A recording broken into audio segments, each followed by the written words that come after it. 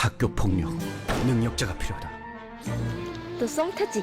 어떻게 알았어? 친구의 작은 변화까지 알아채다니. 눈치 백단, 눈치의 여왕. 왜 이렇게 시들었어? 시든 꽃의 감정이입이라. 공감 능력 맥스, 코드네임 F. 순식간에 생명력 막. 빛의 속도 퀵핸즈. 어디가? 힘들었겠다. 일단 선생님께. 먼저 함께 힘을 모으면 방어 가능! 여러분도 참여해주세요. 애들 싸움이 다 그렇지 하던 시대는 끝났습니다. 학교 폭력은 장난이 아닌 누군가의 평범한 일상을 무너뜨리는 범죄인데요. 더욱 교묘해지고 있는 학교 폭력. 소중한 우리 아이를 지킬 법적 해법을 이기훈 변호사와 함께 고민해 보겠습니다. 안녕하세요. 안녕하세요. 네, 본격적으로 시작하기 전에 개인적인 질문을 좀 드리고 싶습니다. 혹시 변호사님은 어렸을 때 좀 말썽을 많이 피우던 편이었나요? 솔직히 말씀을 드리자면은 많이는 아니지만 좀 꽤나 말썽 피웠던 것 같습니다. 네. 땡땡이라고 하죠. 학교 빼먹고 PC방이나 오락실 좀 많이 갔었고요. 친구들하고 싸우는 경우도 좀 많이 있어서 부모님 속개나 썩였던 것 같습니다. 이렇게 이야기를 들어보니까 그러면 지금은 좀 꽤나 잘 풀린 케이스가 아닌가라는 생각이 들 정도인데 이미 전문직으로 잘 성장을 하셨잖아요? 비교적 그랬다고 볼 수도 있겠죠. 네, 부모님께서 보시기에 굉장히 흐뭇하지 않을까 생각이 되는데 지금은 학교 폭력 관련 사건도 많이 맡아서 처리하고 계시다고 들었습니다. 그래서 아마 학교 현장에서 많은 참혹한 학교 폭력 사건들 접하게 되실 텐데 그럴 때마다 마음이 무겁지 않을까 생각이 들어요. 지금 우리 학교의 상황은 어떤가요? 네, 그런 사례들을 접할 때마다 정말 마음이 무겁습니다. 특히 학교 폭력의 심각성은 숫자로 보나 그 현장에서의 체감되는 정도로 보나 결코 가볍지가 않은데요. 교육부가 발표한 2025학년도 제1차 학교폭력 실태조사에 따르면요. 학교폭력 피해 응답률이 2.5%로 전년 대비 0.4%포인트 증가한 것으로 나타나고 있습니다. 네. 학교 급별로 살펴보자면요. 초등학교에서는 5%로 가장 높고 중학교 때는 2.1%, 고등학교는 0.7% 순인데요. 특히 모든 학교급에서 매년 피해율이 높게 올라가고 있는 점이 유념할 부분입니다. 또 하나 주목해야 될 부분은 학교 폭력의 양상 자체가 달라지고 있다는 점인데요. 어떻게 달라지고 있죠? 예전처럼 눈에 띄는 폭행이나 욕설뿐만이 아니라 SNS를 이용하는 따돌림이라든가 또 성적 수치심을 주는 행위처럼 눈에 보이지 않는 부분에서도 학교 폭력이 많이 발생해서 피해가 많이 커지고 있는 상황입니다. 네. 실제로 학교 폭력의 심각성을 보여주는 안타까운 사건들도 계속 보도가 되고 있는데요. 2024년 4월에는 삼척 지역에서 중학교 동창 2명한테 아무 이유 없이 가혹행위와 폭행을 당했던 피해 고등학생이 그 자신을 괴롭혔던 학생 한 명을 살인한 사건도 있었습니다. 그 전날부터 집에 찾아와서 다음 날까지 계속된 폭행이 결국은 살인으로까지 번지게 된 것인데요. 이는 학교 폭력이 학교 안에서만의 문제도 아닐 뿐더러 그리고 가해자, 피해자 모두에게 커다란 불행을 안겨주는 사회 문제라는 걸 보여주는 사건이라고 볼 수 있습니다. 네, 설명을 듣다 보니까 학교 급별로 나눠봤을 때 초등학생들 사이에서 학교폭력 피해가 가장 비중이 높다라는 사실이 굉장히 충격적인데요. 그런데 용어를 봤을 때 학교폭력이라고 하면 학교 내에서 벌어지는 폭력 행위만 지칭하는 게 아닌가라는 의문이 들거든요. 혹시 학교 밖은 괜찮은 건가? 이 용어에 대한 장소 제한이 있는지도 해석이 필요할 것 같습니다. 결론부터 말씀드리자면은 학교 폭력은 장소를 가리지 않습니다. 많은 분들이 학교 바깥에서 벌어진 폭력은 학교 폭력이 아니지 않느냐라고 생각하시는 경우가 있는데요. 그렇지 않습니다. 학교 폭력은 학교 안에 있는 사건만을 규율하는 개념이 아닙니다. 네. 현행 학교폭력 예방 및 대책에 관한 법률, 줄여서 학교폭력 예방법에 따르면요. 학교 내외에서 학생을 대상으로 발생한 폭행, 따돌림 등으로 신체 정신적 피해를 주는 행위를 학교폭력이라고 규정하고 있습니다. 따라서 장소적 제한을 두고 있지 않는 건데요. 그래서 학교 안에서만 벌어져야 학교폭력이 되는 것은 아니고 학교 밖, 그래서 방과후 놀이터나 학원, 주말에 공원 산책길, 심지어는 SNS나 온라인 게임 안에서처럼 눈에 보이지 않는 데서 벌어지는 일들도 학교폭력으로 규율할 수가 있습니다. 법이 이렇게 규정한 이유는 학생을 대상으로 한 갈등과 폭력은 장소와 시간에 관계없이 벌어지고 있기 때문인데요. 따라서 피해 학생을 더 넓게 보호하고자 하는 데 목적이 있기 때문인 거죠. 네. 하지만 실제로 많은 학교 밖 학폭 사건에 대해서 학교 밖에서 일어났으니까 학폭이 아니라고 생각하신다거나 증거 수집에 좀 대응에 실패하시는 경우가 많이 있습니다. 따라서 학교 밖에서 생겼다고 하여서 학폭이 아니다라고 단정하시기보다는 좀 더 적극적으로 대응하시는 게 필요하겠습니다. 네. 예전에는 되짚어보면 어른들이 그런 말씀을 하셨잖아요. 다 싸우면서 크는 거야 라는 말씀들을 쉽게 하셨는데 요즘에는 아이들의 싸움이 부모 싸움으로 번지게 되고 또 법적 싸움으로 번지는 사례도 있는 것 같습니다. 이번에는 구체적인 사례를 통해서 어떤 경우에 학교 폭력이 성립할 수 있는지 구체적으로 살펴보겠습니다. 1년 전 전학온 중학생 A군. 반 친구들은 A군의 이름이 아닌 특정 별명을 붙여서 불렀는데요. 처음에는 웃고 넘겼지만 A군이 그만 불러달라고 말한 뒤에도 별명은 계속 반복됐습니다. 또 쉬는 시간에는 음료나 빵을 사오라는 요구가 이어졌는데요. 거절하면 유난을 떤다면서 그 정도 부탁도 안 들어주는 건 친구도 아니다라는 반응을 보였습니다. 평소 쾌활하던 A군의 말수는 점점 줄어들었는데요. 혹시 이런 것도 학교 폭력에 해당할 수 있을까요? 네, 변호사님. 사실 친구들 좀 괴롭히고 별명 부르고 심부름시키고 이건 분명히 잘못된 거다라는 생각이 드는데 그래도 이것까지 학교 폭력으로 규정할 수 있는지 그 범위가 궁금합니다. 네, 잘못된 행동인 것도 분명하고요. 사안에 더 깊이 들어가 보면 학교 폭력으로 볼 수 있는 부분도 충분히 있습니다. 네. 학교 폭력은 반드시 폭행이나 따돌림, 금품, 갈취 같은 전형적인 행위만을 규정하고 있는 건 아니고요. 오히려 사례에서 나타난 것처럼 반복적으로 별명을 놀린다거나 아니면 원치 않는 강요를 한다거나 아니면 집단적으로 압박을 주는 행위가 있다라고 하여서 피해 학생이 공포감이라든가 불편감을 느낀다라고 하면은 정서폭력이나 강요 등으로 보아 학폭으로 볼 수 있겠습니다. 이에 대해서 법원도 분명한 입장을 밝힌 바가 있는데요. 서울행정법원은 판례에 따라서 학교 폭력은 폭행, 명예훼손, 모욕, 따돌림 등에 한정되지 아니하고 이와 유사하거나 동질의 행위로서 피해 학생에게 신체적, 정신적, 재산적 피해를 낳게 한다면은 학교 폭력으로 의뢰할 수 있다라고 본 바가 있습니다. 네. 사실 생각해 보면은 학교 폭력이라는 게 시기마다, 학생마다, 학교마다 좀 양상이 달라지잖아요. 그렇죠. 네, 그렇기 때문에 법에서 특별한 양식을 딱 정해놓고 학교 폭력이라고 규정하기보다는 좀 더 넓게 인정할 여지를 둔다는 건데요. 따라서 바깥에서 볼 때는 애들끼리 봤을 때 그럴 수 있지라고 본다고 하더라도 그 사안에 들어갔을 때 실제로 피해 학생이 피해를 보고 있다라고 한다면 학교 폭력으로 인정될 여지가 있는 거죠. 네. 그런데 대부분 가해 학생들한테 물어보면 왜 그랬니? 라고 했을 때 그냥 장난친 건데요? 정도로 가볍게 생각하고 넘어가는 경우가 많더라고요. 이렇게 장난과 폭력을 구분할 수 있는 법적 기준이 있을까요? 엄밀히 말씀드리자면 현행법에 장난과 폭력을 구별할 수 있는 명확한 기준, 단 하나의 기준 같은 건 없습니다. 네. 또한 우리 법원은 학교폭력 예방법의 목적에 대해서 학생을 선도 교육해서 건전한 사회 구성원으로서 육성하는 것에 그 목적에 있는 것이지 미성숙한 나이에서 비롯된 모든 잘못된 행동을 응징하려 한다거나 그리고 잘못된 행동을 모두 이제 갈등이나 분쟁을 학교폭력으로 다스리는 것은 바람직하지 않다라고도 보고 있습니다. 네. 따라서 이런 사안에서 법원은 개별적 사안에서 구체적인 상황을 살펴서 종합적으로 판단을 하고 있어요. 실제 판례에서 보면은 가해 학생이 장난이었다라고 항변하는 경우도 많이 있는데요. 만약에 그 행동으로 인해서 피해 학생이 공포감이나 위축감을 느꼈고 학생들 사이에 힘의 위계 질서가 있다거나 가해 행위가 지속적이고 반복적이었다고 한다라면은 충분히 가해 행위로 인정이 될 여지가 있습니다. 사소한 놀림이나 장난 같은 경우도 경위를 따져보았을 때는 학폭으로 볼 수 있는 거죠. 네. 또 하나 참고할 수 있는 기준은 학교폭력예방법 시행령 제19조입니다. 이 조항은 사실 학교폭력을 장난이냐 아니냐로 바르는 그런 기준은 아니거든요. 학교폭력이 인정이 되었을 때 가해자에게 내려지는 처분을 그 정도를 가르는 기준이긴 한데요. 학교폭력 가해행위가 있을 때 심각성과 가해행위의 고의성이라든가 지속성 같은 게 인정이 된다면 역으로 살펴보았을 때 학교폭력으로 인정될 여지가 있는 거죠. 따라서 이런 기준도 참고하셔서 장난인지 학교폭력인지 참고하셔야 될 것 같습니다. 네. 가해 학생은 장난이라고 하더라도 당하는 피해자 입장에서 이게 고통스럽다, 학교폭력이다라고 생각하면 또 주관적으로 판단이 될 수 있겠다 싶습니다. 그렇다면 이번에는 사례를 통해서 학교폭력 해결 절차부터 처벌 기준까지 자세히 살펴보겠습니다. 단체 채팅방에서 특정 학생을 대상으로 욕설과 조롱 섞인 메시지를 반복적으로 올린 B군. 메시지는 수십 개였고 다른 친구들도 이를 보고 웃거나 반응을 남기기도 했는데요.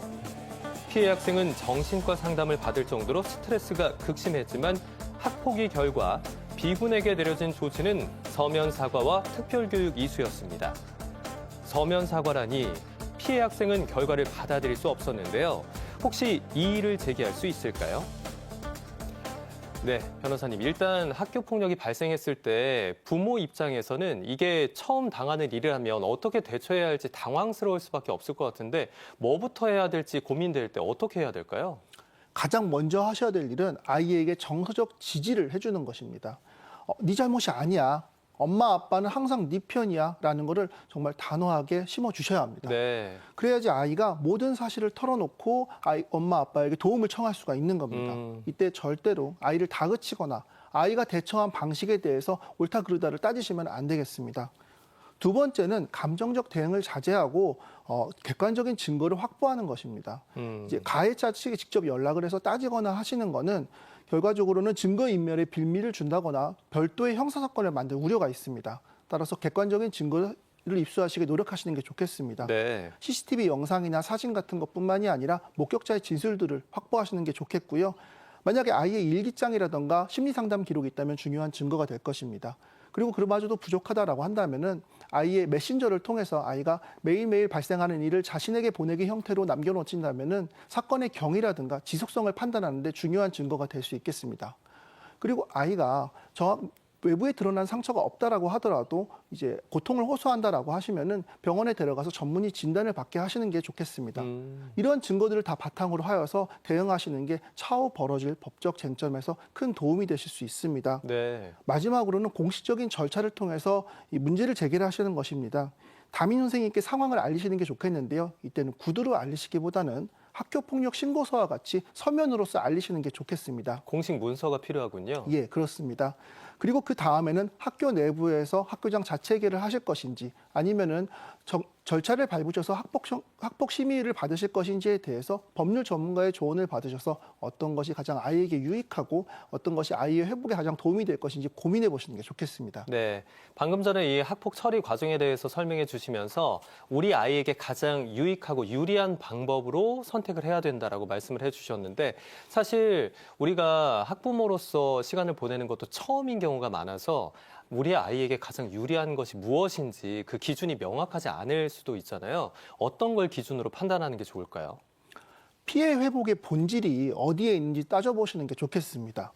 만약 가해 학생이 정말 반성을 하고 있고 우리 아이도 아이들 사이에서 관계 회복이 가능하겠다라고 생각한다라고 하면 자체 해결 등의 방법을 통해서 조속하게 해결하시는 것도 좋은 방법입니다. 네. 처벌 기록을 남기기보다는 아이가 빨리 학교에 복귀할 수 있는 결과를 만들어내어서 아이의 좀 마음의 평안을 주도록 하는 것인데요. 하지만 반대로 가해 행위가 굉장히 지속적이고 그리고 고의적이고 심각한 피해를 낳았고 가해 학생이 전혀 반성하고 있지 않다라고 한다면은 이런 방법은 옳지 않겠고 정석적인 절차를 밟아서 처벌을 받도록 하는 것이 필요하겠습니다. 네. 부모님의 처벌 의지를 분명히 밝히셔서 아이가 제대로 된 보상을 받을 수 있는 것도 좋고요. 또 문제가 되는 거는 피해 아이와 가해 학생 사이에 분리가 이루어질 수 있고 나중에 2차 가해도 예방할 수 있다는 부분이 있기 때문입니다. 네, 그러면 궁금한 게 학교장 자체 해결이라는 걸 앞서서 말씀을 해주셨는데 이건 피해 학생이 원하면 그냥 무조건 할 수 있는 건가요? 아니면 어떤 특정 요건을 충족해야 가능한 건가요? 학교폭력 예방법 제13조의 2에 따르면요. 4가지 요건을 모두 충족하고 피해 학생과 피해 학생의 보호자가 서면으로서 동의한다라고 하면은 학교장이 자체 권한으로서 해결이 가능합니다. 네. 그 요건으로는요. 2주 이상의 신체적, 정신적 필요가 필요한 진단서가 발급되지 않았을 것, 재산상 피해가 없거나 즉각 복구되었을 것, 그리고 학교 폭력이 지속적이지 않을 것, 마지막으로 보복 행위가 아닐 것을 들고 있습니다. 이 요건들을 모두 다 갖추더라고 하더라도 이제 부모님께서 우리는 학폭의 절차를 원한다라고 밝히신다면 학교는 이 사안을 무조건 교육청으로 옮겨야 됩니다. 따라서 학교장 자체 해결은 학교장의 권한이라고 보기보다는 학교가 이제 피해 학생과 가해 학생 사이에서 화해를 주선하는 걸 의미한다고 보실 수 있겠습니다. 네. 여기서 또 궁금한 게 한 가지 있는데요. 피해 학생이 학교폭력대책심의위원회 개최를 원할 경우에 이 심의위원회가 혹시 공정하게 열릴 수 있는가? 이게 가장 중요한 부분일 것 같은데 제가 드라마를 많이 봐서일까요? 가끔씩 보면 가해 학생이 그거 위원장 우리 엄마 아빠야? 이런 식으로 얘기하는 장면들이 있잖아요. 혹시 공정성에 대한 의심 접어둬도 될까요? 과거에는 학교 안에서 이런 위원회들이 열리다 보니까 그런 의심들이 있었던 게 좀 사실입니다. 네. 소위 말하는 제 식구 감싸기 아니냐 이런 식의 말들이었던 건데요. 그래서 지금 현재는 관련된 심의가 모두 학교폭력대책심의위원회로 이관이 되었습니다. 그렇군요. 그리고 학교폭력대책심의위원회는 교육지원청 산하에 있는 기관으로서 이 중립성을 확보하기 위한 여러 가지 법적 장치를 마련해 두었습니다. 첫째로는 위원 구성의 다양성인데요. 전체 위원의 3분의 1 이상은 반드시 학부모 위원으로 구성하게 되어 있습니다.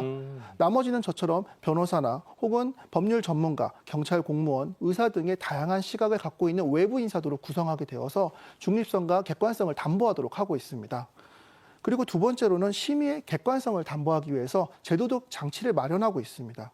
학교폭력예방법 시행령 제26조에는 심의위원회 의원들에 대해서 제척기피 제도를 운영하도록 규정하고 있는데요.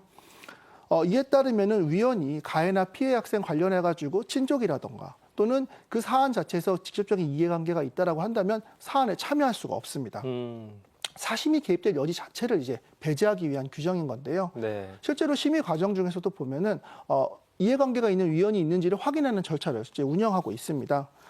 또 중립성뿐만이 아니라 전문성에 있어서도 현행 학교폭력대책위원회는 많은 준비가 되어 있습니다. 사안조사 단계에서부터 학교에서는 전담기구를 구성해서 운영을 하고 있고요. 그리고 학교폭력 제로센터에서는 전담조사관을 배정해서 조사를 하도록 하고 있습니다. 또한 전문가 위원들뿐만이 아니라 학부모 위원들 같은 경우에도 교육이나 학교폭력에 대해서 경력과 이력이 있는 분들 위주로 모이도록 하고 있기 때문에요. 변호사 같은 분들도 많이 학부모 위원으로 참여하고 있기도 합니다. 따라서 학부모님들 입장에서는 학교폭력위원회의 신뢰를 가지고 사안에 임하시면 되겠고요. 다만 주장을 잘 정리하셔서 대응하시는 게 좋겠습니다. 네, 공정성에 대한 의심보다는 내가 준비할 수 있는 것들을 철저하게 객관적인 자료를 바탕으로 해서 준비하는 게 좋겠다라는 생각이 드는데요. 여기서 다시 사례로 한번 돌아가 보겠습니다. 앞서 소개해드린 사례에서는 이 피해 학생이 단체 채팅방 안에서 정신적인 폭력을 당했습니다. 여기에 대한 처벌 수위가 서면 사과로 그쳤는데요. 이 부분에 대해서 좀 불만이 있는 것 같아요. 그런데 아마 방송을 보시는 시청자분들도 학교 폭력에 대한 처벌 수위가 어떤 종류가 있는지 잘 모르시는 분들이 계실 것 같은데 먼저 가장 경미한 부분부터 좀 가장 중대한 사안까지 어떻게 징계가 이루어지는지를 소개해 주시면 좋을 것 같습니다.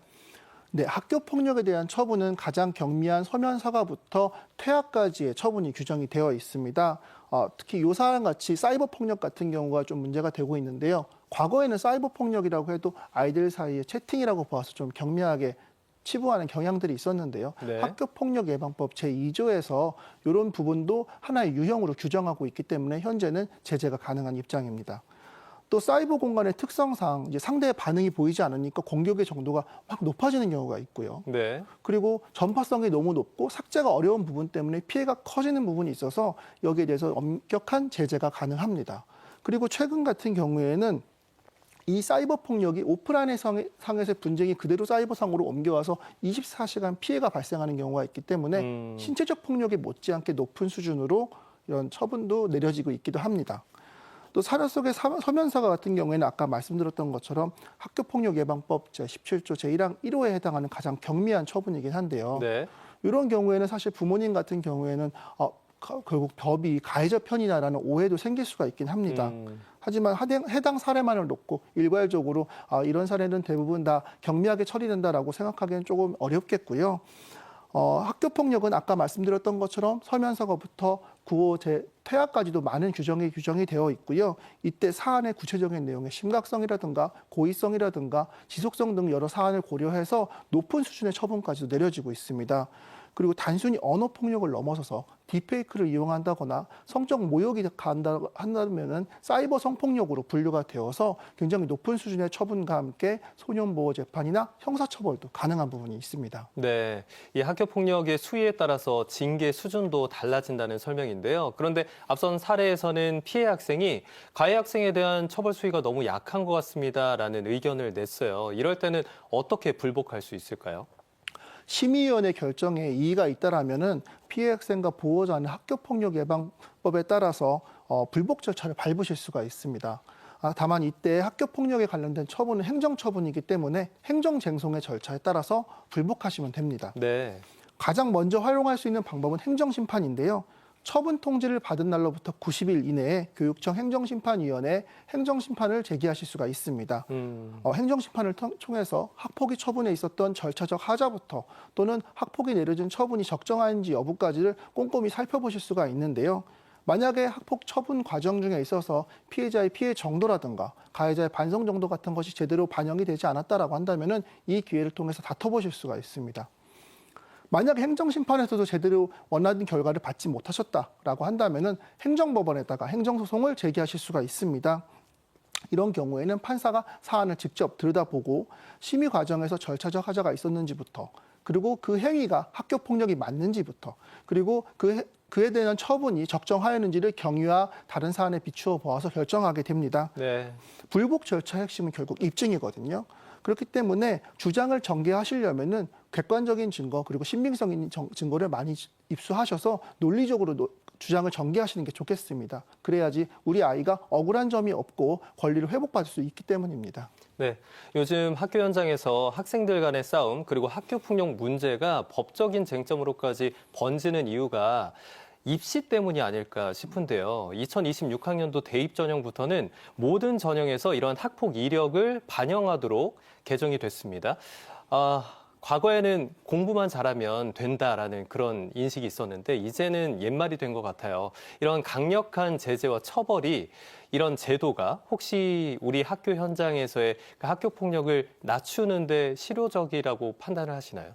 저는 그런 부분이 있다고 생각을 합니다. 실제로도 현장에서 보면은 그런 조치로 인한 경각심이 상당히 늘어나고 있다고 보입니다. 2026학년도부터는 수시뿐만 아니라 정시, 논술, 실기 등 여러 분야에 있어서 학교폭력 이력을 반영하도록 하고 있는데요. 네. 실제로 최근 공개된 2026학년도 수시전형 결과를 보면요. 서울 주요 대학을 포함한 170개 전국 대학에서 학교폭력 이력이 있는 학생들이 75%가 탈락한 것으로 나타났습니다. 특히 서울 주요 대학의 경우에는 학폭 전력에 있는 지원자의 99%가 탈락하였고요. 결국 아까 말씀하신 것처럼 공부만 잘하면 사고를 쳐도 대학 잘 간다라는 그런 세간의 인식이 근본부터 깨지고 있는 거죠. 네. 하지만 변호사이다 보니까 우려되는 부작용도 있습니다. 이 처벌이 입시에 직결이 되다 보니까 예전 같았으면은 그냥 화해하고 좋은 게 좋은 거지 하고 넘어가던 일들도 흔적을 남기지 않기 위해서 철저히 싸우는 경우가 많이 있습니다. 집행정지부터 해서 행정소송까지 각 절차를 끊임없이 밟아가면서 시간을 끄는 경우도 많아지고요. 심한 경우 같은 경우에는 가해자가 오히려 피해자에게 맞폭이라고 하죠. 맞신고를 해서 법적인 치열한 다툼을 이어가는 경우도 많이 있습니다. 네. 결국 이 제도가 학폭을 줄이는 근본적인 대책이 되려면 단순히 이제 불이익을 주는 것을 넘어서서 학생들이 자신의 행동에는 책임이 따른다라는 사실을 배울 수 있는 그런 교육적 선도가 병행이 돼야 될 것으로 생각이 됩니다. 처벌의 강화가 갈등의 심화가 아니게 되기 위해서 세심한 운영이 필요하다고 생각하네요. 네, 이렇게 법과 입시 제도가 엄격해지더라도 가장 중요한 건 학교 현장에서 폭력 사태가 일어나지 않는 것, 그리고 그걸 사전에 예방하는 게 더 중요하지 않나라는 생각이 드는데요.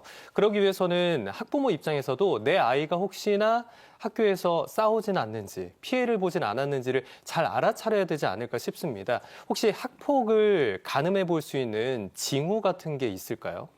가장 먼저 보셔야 될 거는 몸의 변화라고 생각을 합니다.